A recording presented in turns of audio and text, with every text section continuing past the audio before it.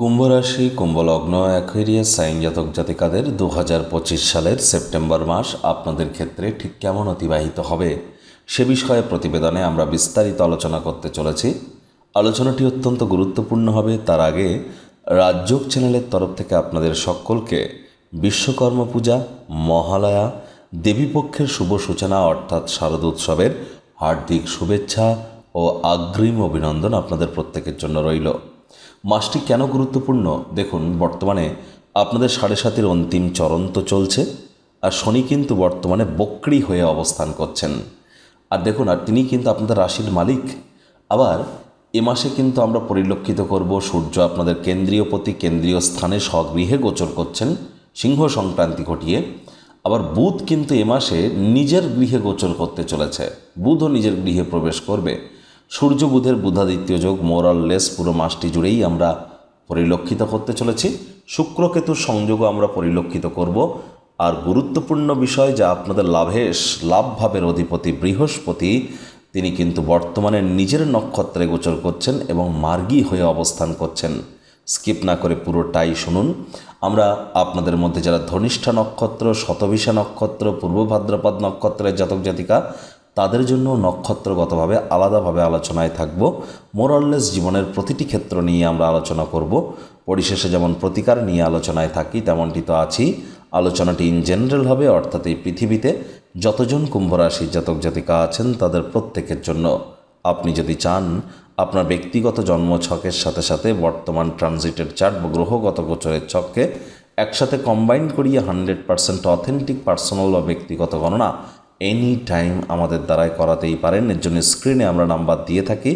শনিবার রবিবার অফিসে এসে ফেস টু ফেস সাক্ষাৎ করতে পারেন, অথবা by phone any time consultancy আপনারা নিতেই পারেন। তো চলুন আলোচনায় প্রবেশ করা যাক। কুম্ভ রাশি কুম্ভ লগ্ন অ্যাকুয়ারিয়াস সাইন জাতক জাতিকারা কালপুরুষের রাশিচক্র অনুযায়ী 11তম রাশির আন্ডারে আপনারা পড়েন। আপনাদের রাশির অধিপতি গ্রহরাজ শনি মহারাজ।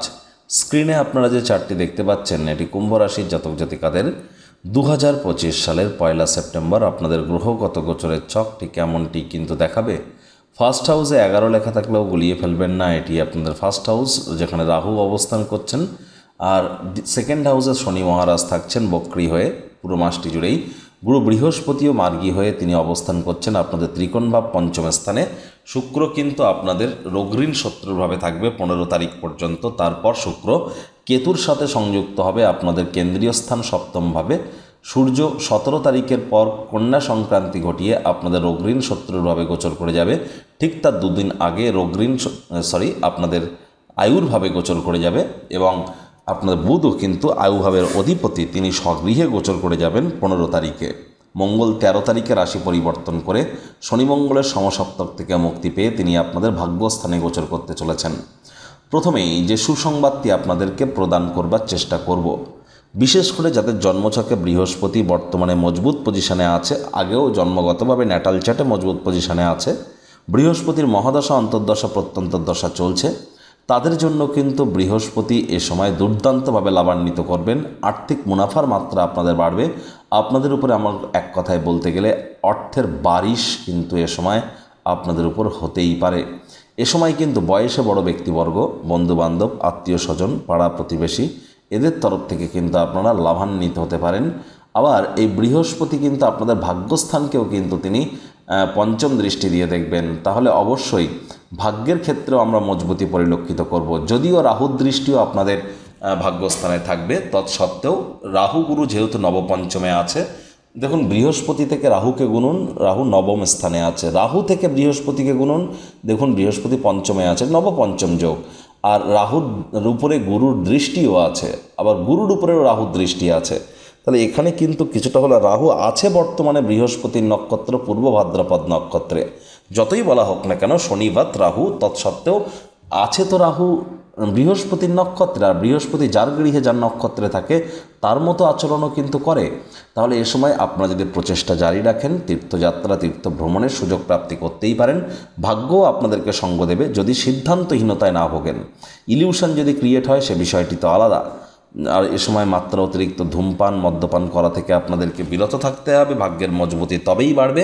পিতা বা পিতৃতুল্য ব্যক্তিবর্গের সাথে সম্পর্কের উন্নতি হলেও পিতার শরীর স্বাস্থ্যের দিকে আপনাদেরকে একটু নজর দিতে হবে। শিক্ষার্থী বিদ্যার্থীদের পড়াশোনায় মনোযোগ আরও বৃদ্ধি করবার প্রয়োজনীয়তা আমরা কিন্তু উপলব্ধি করছি। এবার দেখুন, এখানে আরও একটি গুরুত্বপূর্ণ পরিবর্তন কি, বুধ কিন্তু আপনাদের অষ্টমে তিনি অষ্টমভাবে গোচর করে যাবেন 15 তারিখে, আর তিনি স্বগৃহে গোচর করছেন বুধ আপনাদের অষ্টমে, যার ফলস্বরূপ যারা বিশেষ করে আধ্যাত্মিক ক্রিয়াকলাপের সাথে যুক্ত বা যারা অকাল্ট ফিল্ড, জ্যোতিষ চর্চা, গবেষণামূলক পড়াশুনো, পিএইচডি লেভেলের পড়াশুনো, বিদেশি ভাষা শিক্ষার চেষ্টা করছেন, বা যারা R&D সেক্টর, রিসার্চ অ্যান্ড ডেভেলপমেন্টের সাথে যুক্ত আছেন, যারা কোনো না কোনোভাবে মুখনিসৃত বাণীর দ্বারা, কাউন্সেলিং, কনসালটেন্সির দ্বারা অর্থ উপার্জন করছেন, তাদের জন্য কিন্তু সময় সুযোগ বেটার পরিগণিত হতে চলেছে। এ সময় কিন্তু শ্বশুরবাড়ির তরফ থেকে আপনারা লাভান্বিত হতে পারেন। 15 তারিখের পরের কথা বলছি, লং ডিস্টেন্স জার্নি, দূরবর্তী যাত্রা ভ্রমণের সুযোগও কিন্তু আপনারা প্রাপ্তি করতে পারেন। দেখুন, কুম্ভ রাশির জাতক জাতিকাদের আমরা লক্ষ্য করেছি পারিবারিক জীবনে অশান্তি, শ্বশুর শাশুড়ির সাথে বা শ্বশুর বাড়িতে একটু অশান্তি আপনারা হয়তো পরিলক্ষিত করেছেন। আপনাদের মধ্যে অনেকেরই প্রেমের জীবন, আপনাদের দাম্পত্য জীবনে কিছুটা হলেও কোলাহল হয়তো কমলেও সেখানে শারীরিক মানসিক চাহিদার ক্ষেত্রে কিছুটা খামতি হয়তো আপনারা অনুভব করেছেন। আপনাদের এ সময় কিন্তু পেটের সমস্যা, বদহজমের প্রবলেম বা কোনো না কোনো শারীরিক রোগ শোক বিগত 1 মাসের মধ্যে আপনাদেরকে হয়তো ভুগিয়েছে, এমনকি ছোটোখাটো জ্বর সর্দি কাশিও হতে পারে। আপনাদের মধ্যে অনেককেই কিন্তু আমরা ভাগ্যকে সঙ্গ প্রদান করতে দেখিনি, এবং আপনাদের মধ্যে অনেকে চোখের, ত্বকের বা দাঁতের সমস্যা, স্কিনের প্রবলেম, দাঁতের প্রবলেম অথবা আপনাদের টিথের প্রবলেম আপনাদেরকে হয়তো ভুগিয়েছে। আপনাদের মধ্যে অনেকেরই হয়তো ইলিউশন কাজ করেছে যে এটা করব না ওটা করব, to be or not to be is the question, ঠিক করে হয়তো উঠতে পারছিলেন না, এবং পরিবার পরিজনদের সাথে অহেতুক তর্ক বিতর্ক আপনাদের বাড়ছিল, মায়ের সাথে সম্পর্কের অবনতি হচ্ছিল, শরীর স্বাস্থ্যের অবনতি হচ্ছিল, রোগ, ঋণ, শত্রু, 3টি ক্ষেত্রেই হঠাৎ করে কিন্তু একটা বুস্ট আপনারা অনুভব করছিলেন। অনেকে চোটাঘাতও শরীরে পেয়েছেন, মেজাজ গরম করার কারণে অনেক ক্ষতিও আপনাদের সাথে হয়েছে। এবার কিন্তু এই সমস্ত জায়গা থেকে আপনারা রিলিফ পেতে চলেছেন। মঙ্গল শনি সমসপ্তক থেকে মুক্তি পেয়ে মঙ্গল আপনাদের ভাগ্যস্থানে গোচর করবে 13 তারিখে, আর তখন কিন্তু তিনি নিজের নক্ষত্র চিত্রা নক্ষত্রে থাকবেন এবং পূর্ণ দৃষ্টি দিয়ে আপনাদের পরাক্রম ভাবকে দেখবেন। তাহলে সাহস পরাক্রম আপনাদের বাড়তে চলেছে 13 তারিখের পর। ভাই বোনেদের সাথে সম্পর্কের দিকে একটু নজর দিন। এ সময় কিন্তু ছোটোখাটো যাত্রা ভ্রমণ থেকেও আপনারা উপকৃত হবেন। তবে এই মঙ্গলই কিন্তু আবার 23 তারিখের পর রাহুর নক্ষত্র স্বাতি নক্ষত্রে গোচর করে যাবে, আর রাহুরও দৃষ্টি কিন্তু মঙ্গলের উপরে থাকবে। তাহলে 23 তারিখের পর পিতার স্বাস্থ্যভঙ্গের যোগ, নাতি নাতনিদের স্বাস্থ্যভঙ্গের যোগ, নাতি নাতনি, পিতা বা পুরনো দিনের বন্ধুবান্ধব এদেরকে আগলে রাখার চেষ্টা আপনাদেরকে করতে হবে 23 তারিখের পর। 23 তারিখের পর কিন্তু আপনাদের ক্ষেত্রে বিশেষ করে ছোটোখাটো মাইনাস সার্জারি অপারেশনের যোগও কিন্তু থাকছে। আগুন, বিদ্যুৎ, বজ্রপাত, আগুন, বিদ্যুৎ এবং বজ্রপাত, এই 3টি জায়গা থেকে আপনাদেরকে অতিরিক্ত সাবধানতা অবলম্বন করে চলতে হবে। এই সময় এই বিষয়গুলিকে ক্যাজুয়ালি নিলে কিন্তু হবে না, সিরিয়াসলি নেওয়ার চেষ্টা করতে হবে, তা না হলে কিন্তু সমস্যা আরও উত্তর বৃদ্ধি পেতে পারে। মেজাজ চড়তে দিলেই কিন্তু ক্ষতি। রাগ তো স্বল্প পাগলামির একটি রূপান্তর মাত্র। নেশা ভাঙের প্রতি যেন আকৃষ্ট হবেন না। সরকারি চাকরিজীবী, রাজনীতিবিদ যারা আছেন, বিজনেসম্যান যারা আছেন, 17 তারিখ পর্যন্ত সময় আপনাদের এক প্রকার ঠিকঠাক, এ বিষয়ে কোনো সন্দেহের অবকাশ নেই। তবে চাকরিজীবী এবং রাজনীতিবিদ যারা আছেন, মাসের সেকেন্ড হাফে কিন্তু আপনাদেরকে আরও বেশি ইম্প্যাক্ট আপনাদেরকে ক্রিয়েট করতে হবে আপনাদের কর্মজীবনে। এবার দেখুন, শুক্র কেতুর সংযোগও কিন্তু আমরা পরিলক্ষিত করব কত তারিখ, 15 তারিখের পর। আর রাহু ও শুক্রকে দেখবে, তাহলে অবশ্যই 15 তারিখের পর আপনাদের দাম্পত্য জীবনে তৃতীয় কোনো ব্যক্তির প্রবেশ ঘটতে পারে, অথবা আগে হয়তো ঘটেছে, সেই সম্পর্ক প্রকাশ্যে চলে আসতে পারে, যার কারণে বদনামের ভাগীদারিও কিন্তু হতে পারেন। পার্টনারশিপে ক্রিয়াকলাপ করা থেকে বিরত থাকুন। আদালত কোর্টে গেলে এ সময় কিন্তু ফল আপনার পক্ষে আসবে না, এগুলি করা থেকে বিরত থাকুন। আইনি জটিলতার মধ্যে যেন জড়িয়ে পড়বেন না এ সময়, তাহলে অনেক সময় এবং অর্থ দুই কিন্তু আপনার নষ্ট হতে পারে। এ বিষয়ে আপনারা একটু সজাগ থাকবার চেষ্টা আপনাদেরকে করতে হবে। একই সাথে আপনাদেরকে বলবো, দেখুন, শুক্র রাহুকে দেখবে, রাহু শুক্রকে দেখবে, তাহলে কামবাসনা যৌন চাহিদাকে যেমন কন্ট্রোলের মধ্যে রাখবেন, ভাইপো ভাইজিদের সাথেও সম্পর্ককে উন্নত করবার চেষ্টা করুন। স্বামী স্ত্রী মাসের সেকেন্ড হাফে অহেতুক তর্ক বিতর্কের মাত্রা যেন বৃদ্ধি করবেন না। আর চেষ্টা করতে হবে যতটা সম্ভব এ সময় আমাদের খরচ বা বাজেটকে মাসের সেকেন্ড হাফে নিয়ন্ত্রণের মধ্যে রাখা যায়। মাসের সেকেন্ড হাফে ঘুমের সমস্যা, বদহজমের প্রবলেম এগুলি কিন্তু বেড়ে যেতে পারে। বক্রী শনির কিন্তু তৃতীয় দৃষ্টি থাকছে কোথায়, আপনাদের সুখভাবে। আর বক্রী শনি বর্তমানে নিজের নক্ষত্র উত্তর ভাদ্রপদ নক্ষত্রে গোচর করছেন, পাওয়ারফুল পজিশনে আছেন। তাহলে মায়ের শরীর স্বাস্থ্যের দিকে খুব খেয়াল রাখুন। মায়ের সাথে সম্পর্কের অবনতি হতে পারে, মায়ের কর্মের অবনতি হতে পারে। তিনটি জিনিসের মধ্যে একটি, যে কোনো একটি, হয় মায়ের শরীর স্বাস্থ্যের অবনতি ঘটবে, আর না হলে মায়ের সাথে সম্পর্কের অবনতি ঘটবে, অথবা মায়ের কর্মে অবনতি কিন্তু এ সময় ঘটতে পারে। নতুন জমি বাড়ি গাড়ি এগুলি ক্রয় করা থেকে এ সময় বিরত থাকাটাই কিন্তু আমরা শ্রেয় বলে আপনাদের ক্ষেত্রে মনে করছি। আর যাদের ড্রাইভার নাম্বার 4, 7, 8 বুঝবেন কী করে সংখ্যাতত্ত্ববিদ্যা অনুযায়ী? 4 মানে রাহু, 7 মানে কেতু, 8 মানে শনি। যাদের যে কোনো মাস যে কোনো বছরে 4 তারিখ, 13 তারিখ, 22 তারিখ, 31 তারিখে জন্ম, তাদের ড্রাইভার নাম্বার 4। যাদের 17 তারিখ বা কোনো প্রকার যাদের কোনো 7 তারিখ, 16 তারিখ বা 25 তারিখে জন্ম, তাদের ড্রাইভার নাম্বার 7। আর যাদের 8 তারিখ, 17 তারিখ, 26 তারিখে জন্ম, তাদের ড্রাইভার নাম্বার 8। তাহলে দেখুন আপনার শনি, রাহু বা কেতুর জাতক জাতিকা সংখ্যাতত্ত্ববিদ্যা অনুযায়ী। আর এই বছরটি দেখুন মঙ্গলের, তারপরের বছর সূর্যের, তারপরের বছর চন্দ্রের, তারপরের বছর বৃহস্পতির। তাহলে এই বছরকে ধরে যে 4টি বছর, এই 4টি বছরের মধ্যে কিন্তু আমরা কোনো প্রকার আপনার যে মিত্র গ্রহের কিন্তু সংখ্যা দেখছি না, মিত্র গ্রহের নাম্বার নেই, আপনার শত্রু গ্রহের কিন্তু বছর থাকতে চলেছে। আর তারপরে 7.5 অন্তিম চরণও আপনাদের চলছে। শনি বর্তমানে বক্রিয় আছে আপনাদের রাশিধিপতি। ইমিডিয়েট আপনাদের জ্যোতিষতাত্ত্বিক পরামর্শ গ্রহণ করার জন্য আমরা কিন্তু প্রেরিত করবার চেষ্টা করব। দেখুন যাদের ধনিষ্ঠা নক্ষত্রে জন্ম, তাদের ক্ষেত্রে কিছুটা হলেও 13 তারিখের পর আপনাদের পরিস্থিতি বেটার হতে চলেছে। 13 তারিখের আগে পর্যন্ত আপনারা অগস্ট মাসে ঠিক যেমন ফলাফল পেয়েছেন ঠিক তেমনটিই ফলাফল পাবেন। 13 তারিখের পর এখানে কিছুটা হলেও রিলিফ বা শান্তি আপনারা প্রাপ্তি করতে চলেছেন। আর এখানে দেখুন অবশ্যই যারা রাহুর নক্ষত্র, শতবিশা নক্ষত্রে জন্মেছেন, হাইলি অ্যাম্বিশাস তো হবেন, তবে দিবাস্বপ্ন দেখে কিন্তু কোনো লাভ নেই, ইলিগাল ক্রিয়াকলাপ করে কোনো লাভ নেই। আর এ সময় কিন্তু অবশ্যই আপনাদের মস্তিষ্ক খুব ধাবিত হবে। মস্তিষ্ককে যদি সঠিক ওয়েতে চ্যানেলাইজ করতে পারেন, নতুন কোনো আবিষ্কার, ইনভেনশনের যোগও কিন্তু আপনাদের জন্য থাকবে। এ বিষয়ে কোনো সন্দেহের অবকাশ নেই। যাদের ডেট অফ বার্থের মধ্যে 1, 5, 7, 9 আছে, 1, 5, 7, 9 যাদের ডেট অফ বার্থের মধ্যে আছে, তারা কিন্তু এ সময় অবশ্যই দেখা করতেই পারেন।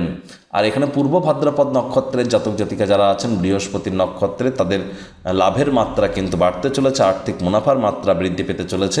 বয়স্ক ব্যক্তিবর্গদের দ্বারা লাভান্বিত হবেন, নামযশ খ্যাতি বৃদ্ধির যোগ্য আপনাদের থাকবে। ভাগ্য হয়তো আপনাদেরকে সঙ্গ প্রদান করবে এবং আপনারা প্রথম সন্তানের তরফ থেকে কোনো না কোনো সুখবর প্রাপ্তি কিন্তু আপনারা অবশ্যই করতে পারেন, যা আপনাদেরকে মেন্টালি রিলিফ দেবে। তো বন্ধুরা, এখানে কিন্তু আমি বারবার বলবো যে যেহেতু এই যে মাসটি আধ্যাত্মিক ক্রিয়াকলাপের পরিপ্রেক্ষিতে একটি গুরুত্বপূর্ণ আবহে কিন্তু গঠিত হতে চলেছে, তাহলে অবশ্যই আপনারাও আধ্যাত্মিক ক্রিয়াকলাপের মধ্য দিয়ে নিজেদেরকে মহিমান্বিত করুন।